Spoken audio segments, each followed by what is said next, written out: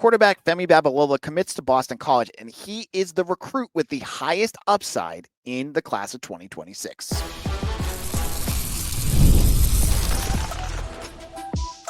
You are Locked On Boston College, your daily podcast on the Boston College Eagles. Part of the Locked On Podcast Network, your team every day.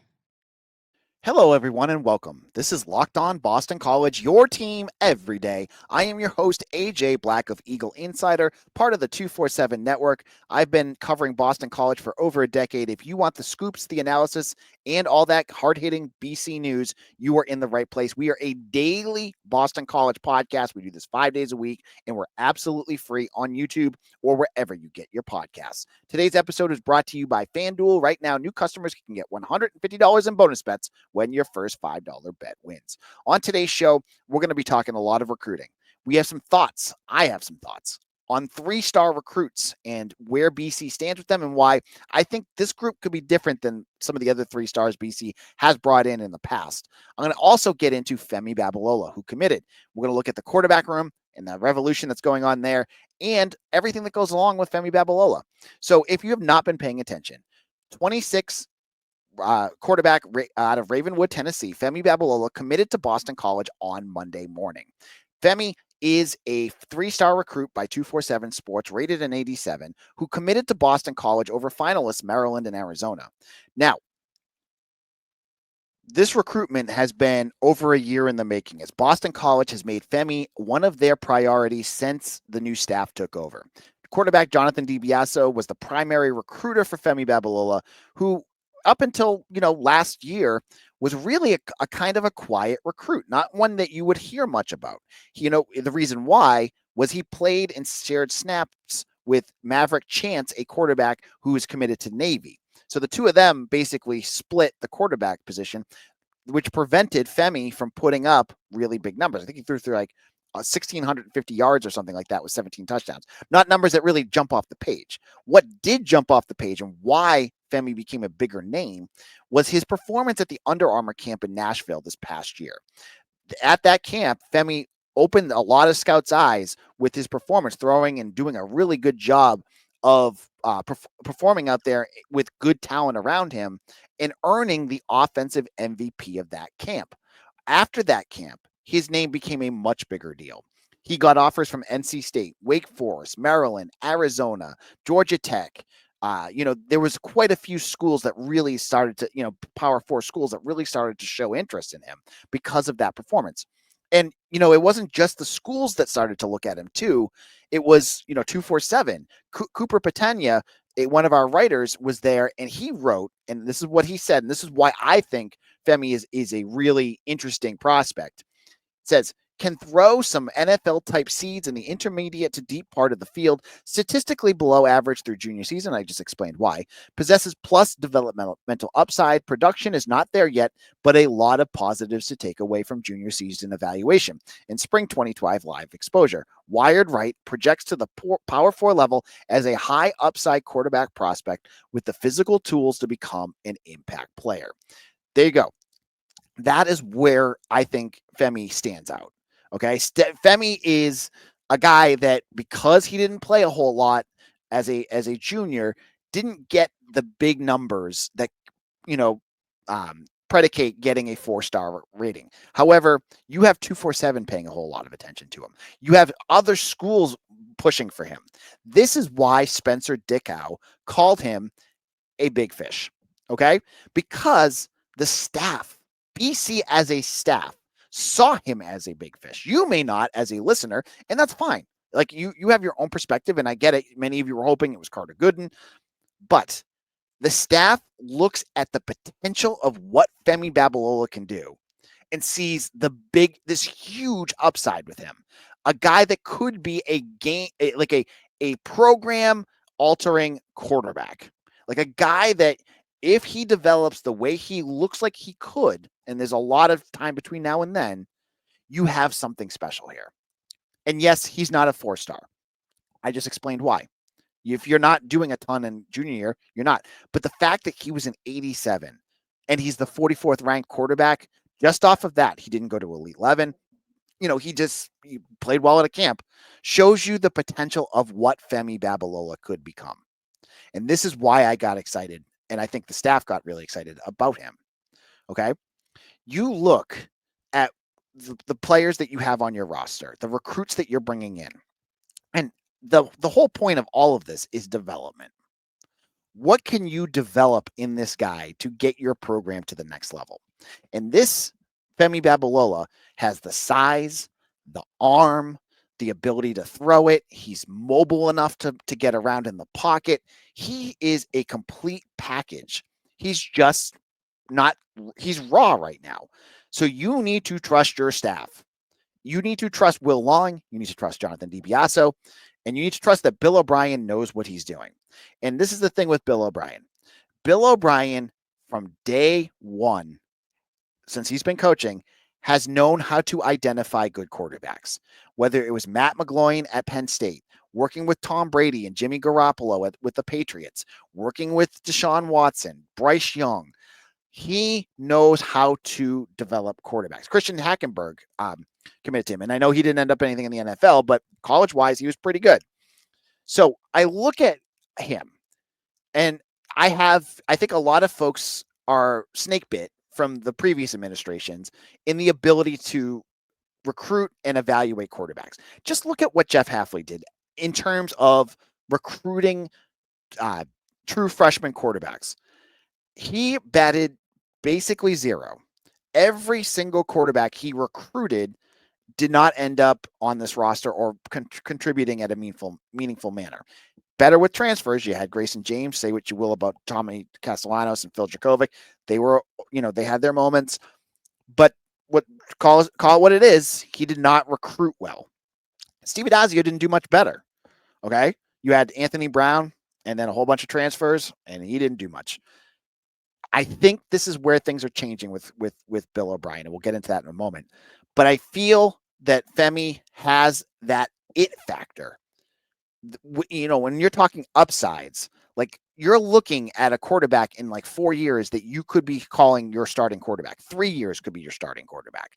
He's got the build and everything in between. And there's a reason too, that others, I had the UCF writer go, man, this is one of the best quarterbacks I've watched in this class. He's one of my favorites.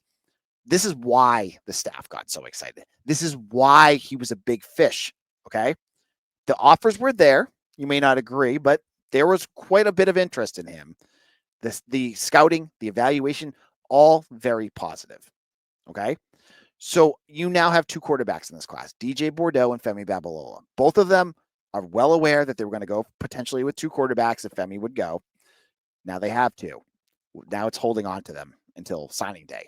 That's going to be the next challenge. And that's what recruiting is all about. It's getting them to National Signing Day and then keeping them here through the developmental phases too, because now with the transfer portal, it's not just like signing them and they're here. It's signing them and then keeping him here every single year. So in a moment, I want to discuss where this quarterback room has developed since the start of Bill O'Brien. It's been quite a change. Let's get into where it was and where it is now, and I'll tell you why that's a good thing for BC's future in just a moment.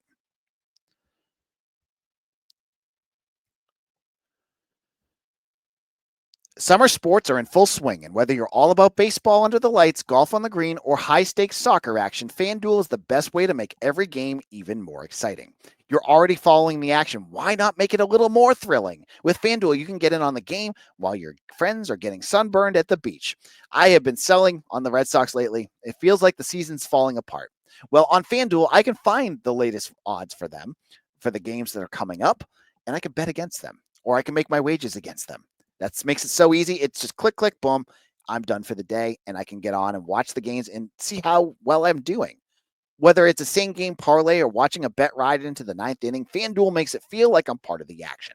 Are you new to FanDuel? New customers can bet just $5 and get $150 in bonus bets if your first bet wins. Open the FanDuel app today or visit FanDuel.com to get started.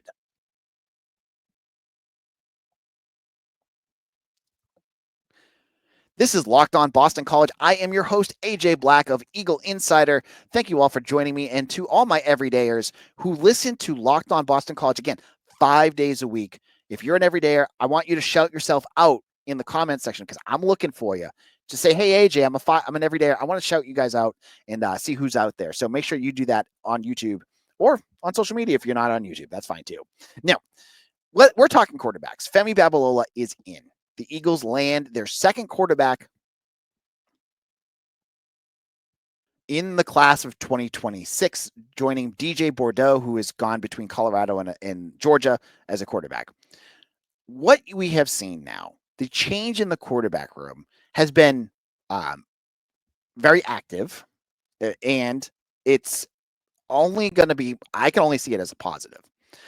Last year, you had Tommy Castellanos, Jacoby Robinson, and Grayson James as your three quarterbacks. Two of those three are gone. Jacoby Robinson is at SMU now, not SMU, Southern Miss, sorry. Don't want to mess that up. Tommy Castellanos is now a 5'11 quarterback at Florida State. And so you look at where it has gone from there to now. Now you've added Dylan Lonergan, who is potentially your starter this year. He's working and he's performing at such a high level that he's potentially going to unseat Grayson James, who did a fine job for you last year. They're going to battle into the summer. And I honestly, people keep asking me who's going to be the starter next year. I honestly do believe what Bill O'Brien has said is they haven't decided yet. I think they're going to continue to evaluate into the summer. I think you're looking at a James and Lonergan battle that I think it will be the talk of summer camp. So you have those two. You've added Shaker Reisig. Shaker Reisig was one of the, behind Dylan Lonergan, was the story of camp. This is a kid that came in as a true freshman right around the Pinstripe Bowl, traveled with the team, hung out with them, started spring practice, and already looks, I'm going to be frank, better than any other quarterback that I've seen on that roster at practices in the last year. Like any of the backups, I mean. Like, he looks as good as you would want a true freshman to look. Like, the point is, he doesn't look like a true freshman. He looks like he's been here. Shaker Reisig looks like a guy that's been here for over 2 years now. Just he gets it. He's already learning the offense and making good throws, and he's smart. He makes good decisions out there. He is impressive. So you have now depth. And yes, they have not proved, Lonergan, Reisig have not played a snap of meaningful college football yet. So it's what we've seen at practice, what we're seeing. And when you get to the game, yes, it's very different. Okay. But honestly, if you're talking depth of a college quarterback room, with the way that the transfer portal is working now, what college football room is going to have multiple Power 4 level quarterbacks that are playing already that are going to stick around? You have Texas with Arch Manning last year and Quinn Ewer. That ended. And you have like a few here and there. But for the most part, you're going to have one guy and then a bunch of projects behind them, or guys that are developing behind them. BC has right now one guy that's ready to go, Grayson James. Whether you agree or disagree of where his upside is, he could play day one and you'd be okay.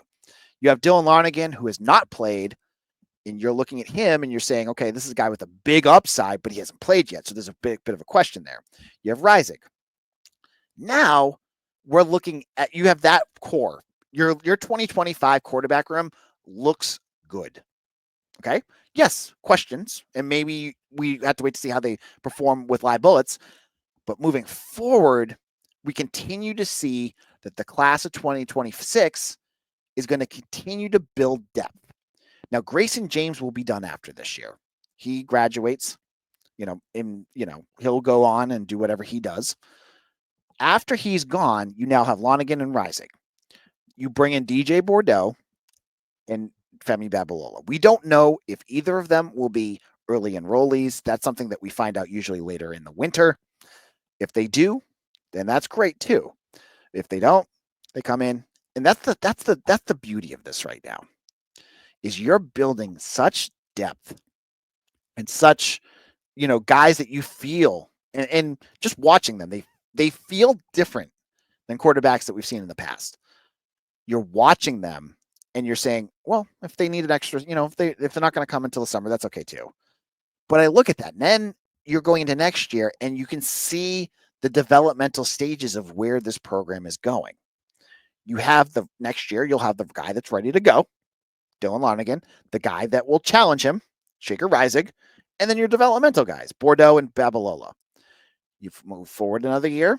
It's kind of the same thing, but then you add your 2027 recruit. We've mentioned Will Menzel. We've mentioned Logan Flaherty. This is what good programs get. Okay. You're not holding on by the skin of your teeth. You're not living and dying in the transfer portal. You are developing your position the way that Bill O'Brien wants to develop it. And that is how you get consistency. Now, obviously, there's lots of things that can happen between now and then. Transfers, you could lose a kid. But here's the deal with all this. I've said this over and over again when I talk to folks. Does Boston College lose lots of guys to the portal that they want to keep? No. Every recruit that has left, every transfer that's left, for the most part, you could pick one, maybe two since Bill O'Brien's been here. They have been guys that have been deeper on your depth chart. You just lost Jacoby Robinson. Like, he was never going to play. He did the right thing to go find a better opportunity for himself. You lost, there's some other like positional like depth guys like Otto Hess. Like, he was never going to play either. The BC has done under Bill O'Brien a great job of making sure that the guys that they want to stay. And the guys that maybe aren't planning out, they help them find new avenues. So I have faith that if these guys are ones they want to stay here, they're going to be able to keep them. Now, the only issue here is if everyone blows up, there's only so many snaps to go around at quarterback, and you may lose one if they're never going to play. That may happen. And I also think too, I think it's a little naive to not think this, that if some of these guys blow up, there's going to be Southern schools. I think of schools like Auburn, not even Southern, Notre Dame, that are, if they're looking for a quarterback, they might be able to outspend you to get them here. And we'll have to wait to see with all this new NIL stuff that's going on, the way things have changed with the house settlement, if that happens. But I look at this quarterback room. I love what they've done. You just watch, and I know you guys can't go to the practice, but this is what my perspective of being there. Watching them at practice, the quarterbacks seem so much further along already than they did a year ago under Jeff Hafley. And unfortunately, Jeff Hafley, you couldn't go to practice, but the stuff that we could see, that's what we saw. All right. Now, in our final segment, let's wrap up our conversation on recruiting. There's been a running meme going around about 3-star recruits and how BC has been just kind of flooded in them. I have a few thoughts about that, and I'll get into that in just a moment.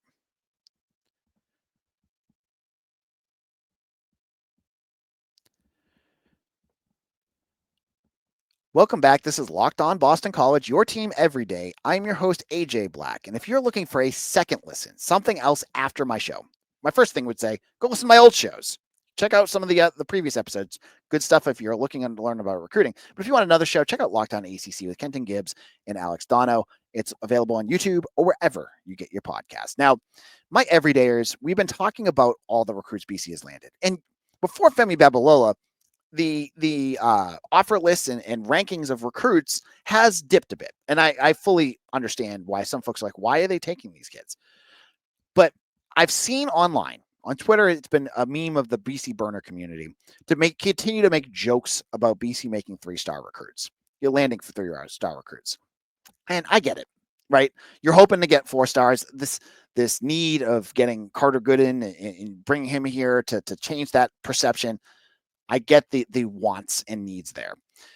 That being said,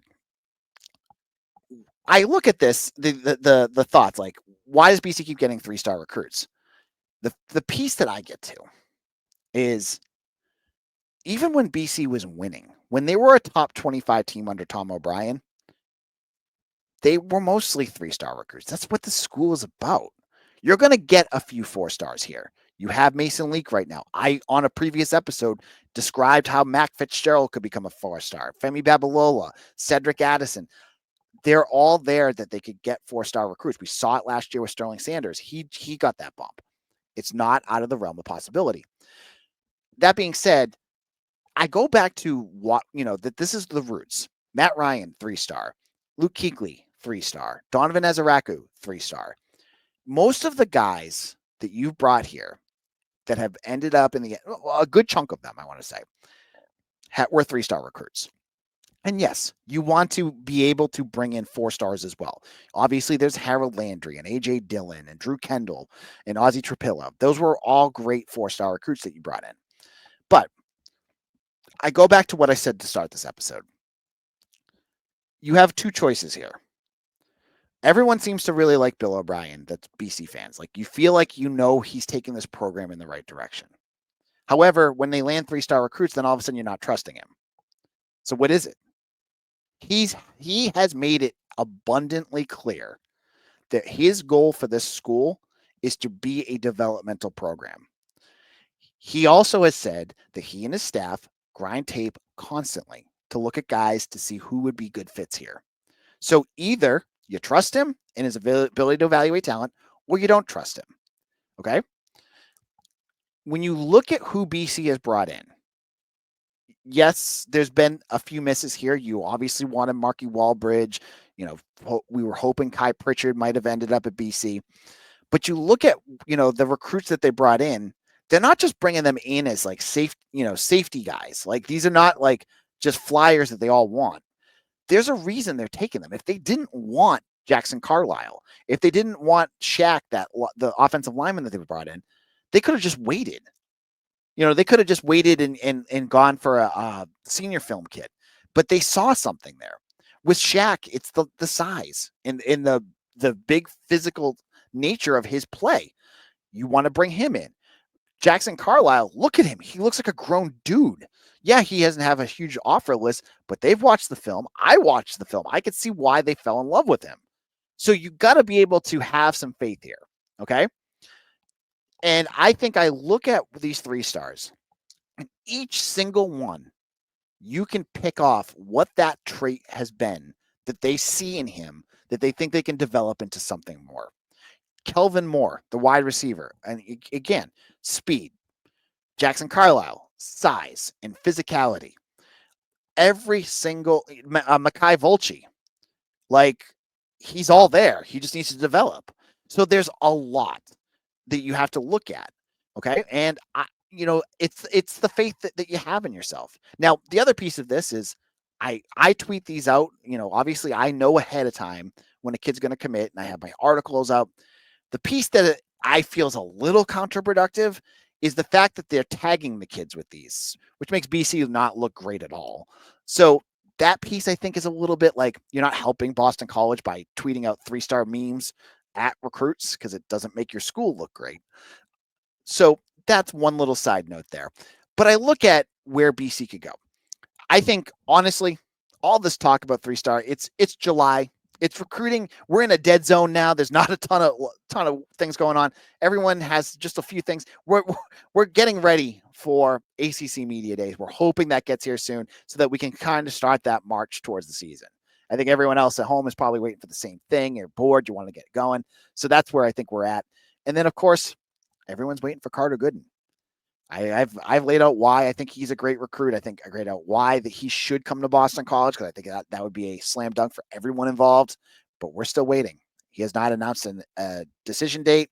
I've not seen any crystal balls for him yet. But honestly, I think all this talk about 3 stars and the jokes around that will all go away if Carter Gooden commits to BC. So we'll have to wait to see what happens there, because that's coming up soon. Thank you all for listening. My name's AJ Black. You can follow me on AJ Black 247 on Twitter. I'm available also on Instagram and Blue Sky and Threads and Facebook. Just look up Locked On BC or Eagle Insider. You'll find all of my channels there. If you're listening on Facebook, YouTube, make sure you hit that like and subscribe button. It does help with the algorithm and puts us up there with some of the top Boston College videos. I'm usually right below Boston College Athletics, which I'm sure they love. And you can also find me on TikTok. So check me out there as well at Locked On Boston College. Thank you all for listening, and we'll see you all again tomorrow for another episode of Locked On Boston College, your team every day.